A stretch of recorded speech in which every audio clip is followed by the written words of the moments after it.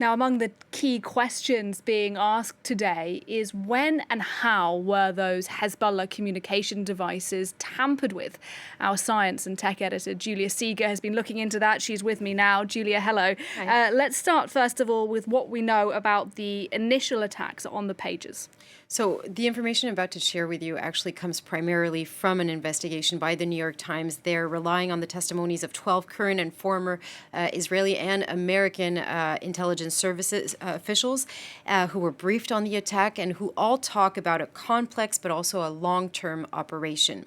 Now, they all say that Israel is indeed behind this unprecedented attack. And as we've heard, this is an information that has neither been confirmed or denied by Israel. But there is much evidence that points to Israel because of the scope, because of the precision of the attack. It requires significant resources. Indeed, we know that Israeli operatives are the best in the world in terms of intelligence, surveillance, but also cybersecurity. The modus operandi also points to them, and we'll get back to that in just a minute. But initially, we all thought the explosive had been perhaps implanted in the pagers after the construction. So we all thought, well, how did that happen? Did they infiltrate a production line? Were they able to perhaps intercept packages? How did they get through the security checkpoints?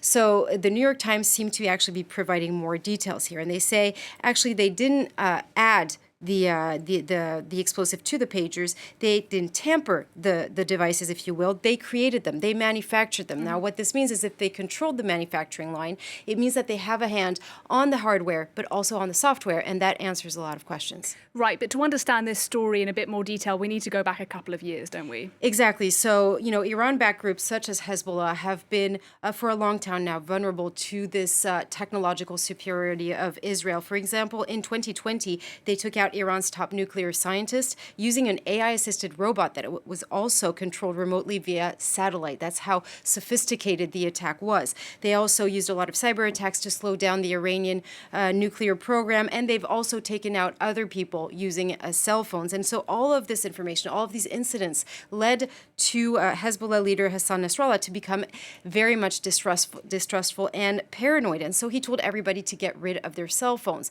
get rid of all the apps, even if they were encrypted end to end. And he said, well, pretty much if Israel is going to choose high tech, we're going to go low tech with frugal innovation, because that way it's not connected to the network. It's harder to hack because there are less entry points. And he even said so publicly in a public address on TV. And so you may think this is maybe the moment where intelligence services started that program. And actually, the New York Times investigation says no, they actually started before that.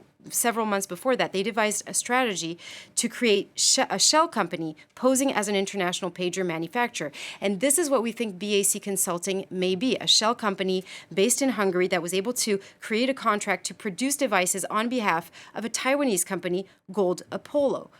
So they may have, for instance, taken care of that order, which was in their region.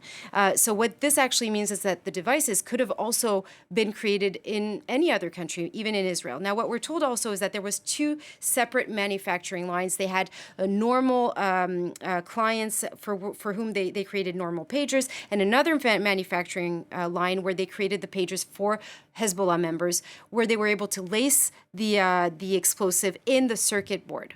And the story gets even more confusing at that point, though, doesn't it, Julia? Because BAC is saying, actually, we don't have a production line for these and that pages. actually may be true. They may not have a production line, and there may be several shell companies to try to conceal as much as possible the true identity of the manufacturer. And so let's talk about the walkie-talkies then that exploded yesterday. Does it seem that the same mechanism was used with those that were used with the pagers? It could indeed. Now, the model that was identified is the IC V82 two-way radio bearing the brand of the Japanese company ICOM. It just bears the brand, but we don't know if it was manufactured by them. What's interesting is that the CEO actually had the same reaction as Gold Apollo. They said, well, we haven't manufactured this in the last 10 years, so this could be a fake. This could be a counterfeit version.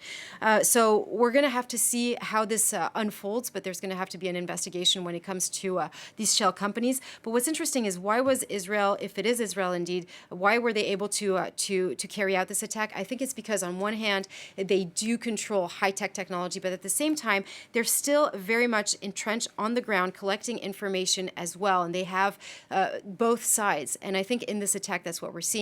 There's high tech, but there's also information on the ground and infiltration. Really interesting. Thank you very much. Julia Seeger for us there.